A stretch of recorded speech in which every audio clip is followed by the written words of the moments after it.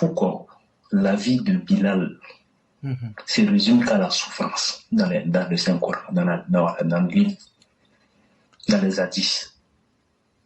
Non, mais c'est ce que je disais toujours. Au 7e siècle, ce que vous considérez aujourd'hui comme la souffrance n'était pas forcément une souffrance. Voyez-vous, dans la vie, souvent, tu vois la réaction du président Ouattara, non? Souvent, tu as l'impression qu'il s'en fout de tout ce qui se passe et qu'il prend tout à la légère.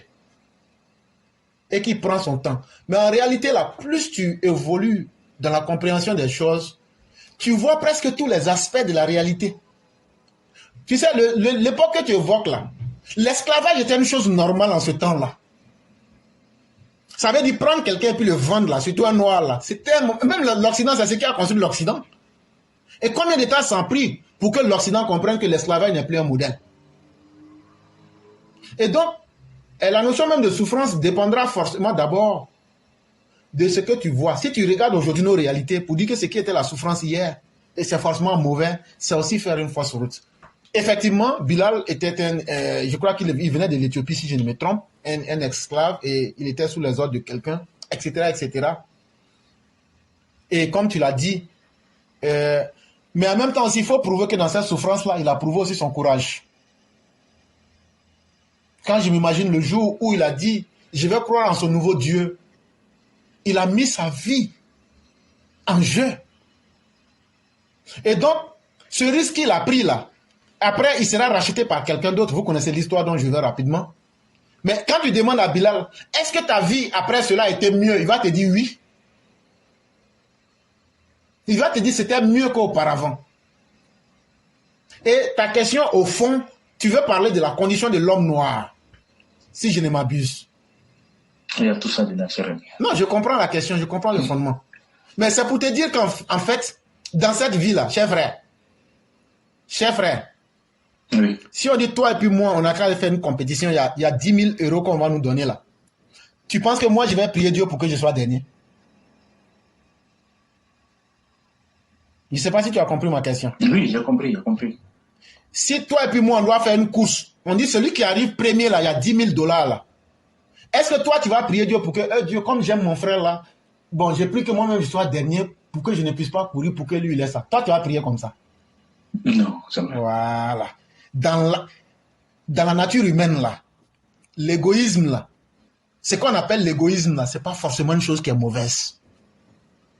L'égoïsme là, ça stimule la compétition. C'est ce que l'Occident a compris. Et on a pris l'idéologie démocratie et politique et économie. Parce que la démocratie aussi suppose la libre circulation. C'est pourquoi ceux qui font la démocratie, on appelle l'économie du capitalisme.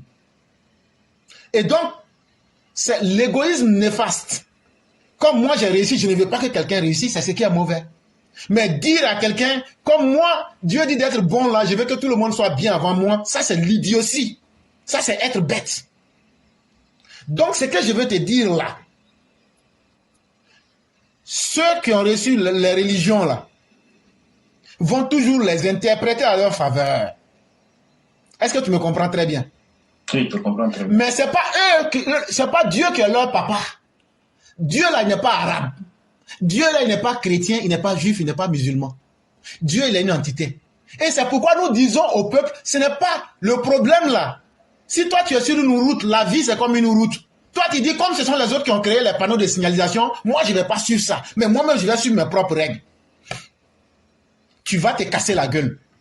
Mais quand tu dis, ce sont les autres qui ont créé les panneaux de signalisation, mais moi je vais les utiliser à mon avantage pour atteindre mes objectifs. Tu comprendras que la Bible, le Coran et autres, si c'est véritablement la parole de Dieu, montrez-moi une seule phrase où Dieu dit, suivez ceux qui vous ont dit, ou même ceux qui vous ont montré cette parole. Est-ce que tu me comprends bien? Chaque peuple peut utiliser ce livre-là à son avantage. C'est pourquoi quand les gens viennent vous dire que la langue du paradis c'est l'arabe, je dis ça c'est un gros merdier. Votre Dieu est un Dieu incapable qui ne parle qu'une langue après votre mort.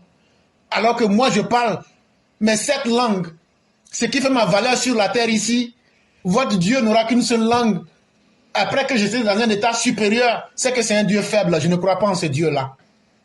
En fait, là, ceux qui vous ont apporté les religions vous ont affaibli psychologiquement, moralement et mentalement. Et ils vous ont donné leur modèle. Mais dans aucun livre religieux il n'est écrit Celui qui t'a apporté la religion, il faut copier son modèle. C'est ce qui trompe beaucoup de personnes. Et donc là, la condition du noir n'est pas liée au fait que l'islam, le christianisme, autre chose soit venu de l'Occident ou de l'Arabie. Mais notre condition est liée au fait que nous sommes incapables de penser et de nous donner un modèle à nous-mêmes et d'avoir confiance en cela. Toujours on le dit ici, un livre religieux ne peut pas avoir une seule interprétation. Et quand vous partez dans le Coran, la même chose est écrite. C'est que moi je vous dis, je mets la main dessus pour vous prouver. Et la réalité est là pour vous dire que c'est ça. Quand est-ce que nous, les Noirs, on va prendre? Parce que l'Occident, là, vous pensez que quand tu viens en Occident, là, est-ce que les Occidentaux sont réellement religieux? Jamais. Mais pourquoi quand ils vont vers d'autres peuples, ils présentent la religion? Parce qu'ils ont compris qu'ils peuvent utiliser ça comme une arme pour vous adoucir et vous pénétrer. On ne gagne pas toutes les guerres avec la violence. On ne gagne pas toutes les guerres avec sa force physique. On gagne aussi une guerre en capturant aussi les esprits. C'est ce que les Africains doivent comprendre. On peut aussi utiliser le Coran, la Bible, nos religions africaines pour devenir forts. Mais ce n'est pas Dieu qui descendra pour le faire à notre place. Dieu dira, mais j'ai mis les voies devant vous. Vous pouvez faire le choix que vous voulez. Mais pourquoi vous n'avez pas été capable de vous assumer? Et c'est ce que je dis ici souvent, que Dieu ne va jamais m'accuser d'avoir réfléchi. Souvent, on pose des questions profondes sur la nature de Dieu lui-même. On ne saura jamais ce qu'il est. Mais plus on aura le courage de percer la question, on arrive à découvrir d'autres nouvelles réalités. Comme chez vous les musulmans, les 100 attributs de Dieu, mais c'est faux. Dieu n'a pas 100 attributs. Dieu est illimité. Mais ce sont quelques attributs qu'il partage avec nous dans ce monde physique-là, dont tout le monde peut avoir des soupçons, c'est ce qui est écrit là. Sinon, après, c'est à d'autres. Quand je prends par exemple Al-Qayyum, celui qui subsiste par lui-même, est-ce qu'un atome ne subsiste, est-ce qu'un proton ne subsiste pas par lui-même? Bien sûr que oui. Voilà. Mais qui peut prouver ça? Et donc c'est là que tu comprends que donc les niveaux de réalité sont supérieurs. Et quelqu'un qui a percé tout ça là, quand il parle, là, il devient comme un malade mental. Où on dit, toi tu es un fou, il faut quitter dans ça. Surtout au 7e siècle. Surtout dans nos jours aujourd'hui où les gens sont devenus comme des abeilles. Les gens sont là de page en page pour butiner, mais ils ne retirent pas de leçons dans tout ce qu'ils apprennent. Ah, j'ai vu telle vidéo, j'ai regardé, je passe à l'autre vidéo. C'est très dangereux. Il faut retenir quelque chose dans toute chose. Et donc, chers frères, la condition de l'homme noir par rapport à la question que vous avez posée, c'est d'être capable d'utiliser ce que la nature nous offre pour nous affirmer. Sinon, tout le reste, ça sera du dilatoire et une perte de temps. C'est ce que j'allais ajouter. Ok, vraiment, c'est maintenant qu'on comprend beaucoup de choses.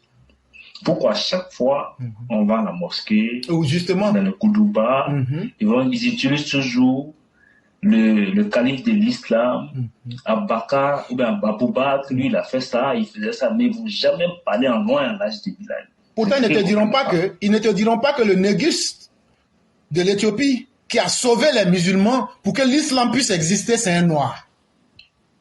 On ne te dira jamais ça. Quand les musulmans devaient mourir là, quand tu cours pour aller demander asile, c'est que ta vie est en danger. Le noyé qui devrait survivre là, eux ils ont été envoyés en Abyssinie, l'Éthiopie actuelle. Et c'est un noir qui les a sauvés. Mais tu n'entendras jamais parler de ça. S'ils ont la capacité, ils vont dire que non, il n'était pas noir. Mais ça au moins on le sait. C'est un exemple que je donne. Parce que vous avez accepté de laisser que les gens puissent vous dominer psychologiquement, mentalement. Et c'est ça. Parce qu'on se dit quoi, comme c'est eux leur religion là, il n'y a aucune religion qui appartient à un peuple. Sinon l'islam, le christianisme que tu vois là, leur source c'est en Afrique. Leur source c'est en Afrique. Mais ça c'est des domaines très compliqués qu'il faut prendre le temps d'expliquer aux gens, sinon les gens seront choqués. Et encore pour regarder sur la terre, regardez qui se comporte mieux en harmonie avec la divinité, mieux que l'homme noir sur la terre.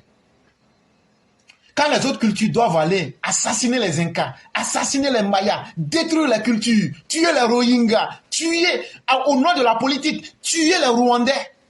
Vous pensez que les Rwandais que vous avez vu se tuer là, vous pensez que ce sont les Tutsis qui ont tué les Hutus? Chers frères, c'est ce que les médias vous présentent. Tu sais, la dernière fois que j'ai regardé la télévision, non. Ça vaut plus de 20 ans.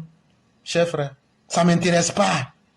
Parce que si tu veux devenir bête, il faut continuer à regarder la télévision. Tu sais la meilleure télévision qu'il faut regarder?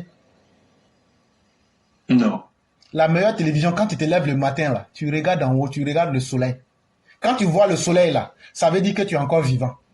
Quand tu sais que tu es vivant là, tu regardes autour de toi. Est-ce que tu es en bonne santé? Quand tu es en bonne santé physique et mentale là, tu regardes, tu questionnes ta condition. Et puis tu regardes autour de toi, tu regardes la nature et puis les hommes. Et puis tu te fais ton idée. Voilà la meilleure télévision. Ce qui s'est passé au Rwanda, on va dire non, ce sont les Hutus qui ont tué les Tutsis. Mais c'est un résumé simple là. C'est la France qui a catégorisé la population et qui les a instrumentalisés pour en arriver à un génocide. Cher frère, tu vois, il y a plusieurs types de fourmis. Souvent, quand tu vas sur les mandiers chez nous en Afrique, tu vois, il y a des fourmis qui sont oranges, il y a d'autres qui sont noires. Oui, sur les mangas. Mais est-ce que quand ils sont sur le même mandier là, est-ce qu'ils se battent? Non. Mais il faut les prendre, tu les mets dans les feuilles là, et puis tu les ménages. Quand tu remis le bois là, tu vois, ils commencent à se battre. Parce qu'ils se sentent agressés. Et ils se disent quoi? Puisque le réflexe de la nature, c'est que je puisse me défendre, donc ils vont tuer ce qui est différent d'eux. Mais en réalité là, est-ce que ce sont les maniants qui auraient mieux, que ce soit rouge ou orange ou même noir? Qui a le vrai problème? C'est l'homme qui a mieux. Justement. Mais celui qui a mieux n'a pas intérêt à se présenter. Et donc il vient vous présenter les conséquences. C'est comme ça que ce monde-là fonctionne. Chers frères, est-ce qu'en France là-bas, chez vous-même là, est-ce que vous n'êtes pas catégorisé en zone, en zone géographique? Bien sûr que oui. Ici aux États-Unis, on appelle ça les zip codes. Ça veut dire, derrière ton adresse, là, il y a 5 chiffres. En fonction de ces 5 chiffres-là, on sait déjà qui tu es, dans quelles conditions tu évolues et où tu vas. Tout est contrôlé d'avance. Et un homme normal, un homme qui veut se surpasser, va au-delà et essaye de faire ce qu'il peut. Et donc l'Occident n'aura jamais pitié de nous, que ce soit les Russes, les Américains. C'est comme ça que le monde est fait. Et c'est pourquoi le Christ a dit que c'est le règne du Satan sur la terre. C'est le Satan qui domine sur la terre. Et c'est à nous de faire l'effort d'éviter, comme lui l'a fait. Malgré les tentations, il a dit non, je vais jeûner 40 jours, mais je ne vais pas céder à la tentation. Voilà un peu la stratégie. Mais derrière ça, ce sont des stratégies de survie en fait. Mais que les gens veulent, quand les gens sont tellement, on les endoctrine dans la religion, on voit tout en termes de paradis et d'enfer. Cher frère, comment un Dieu qui se respecte va te dire, faut pas faire l'adultère, faut pas boire l'alcool, mais dès que tu meurs, il dit, bon, tu peux faire tout ça. Est-ce que celui-là, c'est un Dieu? C'est un pantin, c'est un plaisantin. Comment ce qui était interdit quand j'étais vivant devient subitement bon quand je suis mort? Mais c'est comme ça qu'on a formaté bêtement les gens avec la religion, pour les distraire et les affaiblir. Il faut aller en Arabie Saoudite. Eux qui disent qu'ils aiment Dieu et que Dieu dit d'être bon, il faut leur dire, non, qu'à te donner un champ de pétrole, tu vas voir s'ils vont accepter. C'est un exemple que je prends. La banque la plus puissante du monde se trouve au Vatican. Ça doit te dire quelque chose. Ça veut dire qu'ils ont préparé leurs arrières. Entre-temps, toi le pauvre, tu continues de payer les dîmes, les aumônes. Et on vient te dire que c'est Dieu qui demande ça. Mais moi je m'assois, je dis, mais Dieu n'a pas besoin d'argent. Dieu là n'a pas besoin d'argent. C'est faux. C'est la veuve qui a besoin d'argent. C'est l'orphelin qui a besoin d'argent. C'est l'enfant qui a la trisomie 11 là. Si je veux vraiment aider là, je dois me cacher pour aller aider cet enfant là. C'est la personne en difficulté qu'il faut aider. Mais non, on me dit non, il faut les laisser, il faut envoyer ça ici. Tu déposes ça ici. Là, comme ça, tu as donné directement à Dieu. Et c'est pourquoi les gens détournent vos argents. Moi, je ne donne jamais mon argent à une organisation religieuse. Jamais. Parce que sur la terre, il y a des gens qui en ont réellement besoin. Je préfère donner à ces personnes-là. Et ça, c'est une question de capacité intellectuelle et personnelle. De se questionner sur ce que la nature t'offre et de décider. Il y a des choses, je ne comprends pas. Je vois que c'est louche, je ne rentre pas dedans. Si je dois aller en enfer, que j'aille en enfer, je m'en fous. Mais je sais au moins que Dieu là, sur la terre où nous vivons là, Dieu là, c'est la veuve, c'est l'orphelin, c'est l'indigent. Et si je dois aller en enfer pour ça, tant mieux. Voilà en tout cas comment moi je perçois les choses. Merci beaucoup, cher frère. Je laisse la parole aux autres. Il n'y a pas de problème.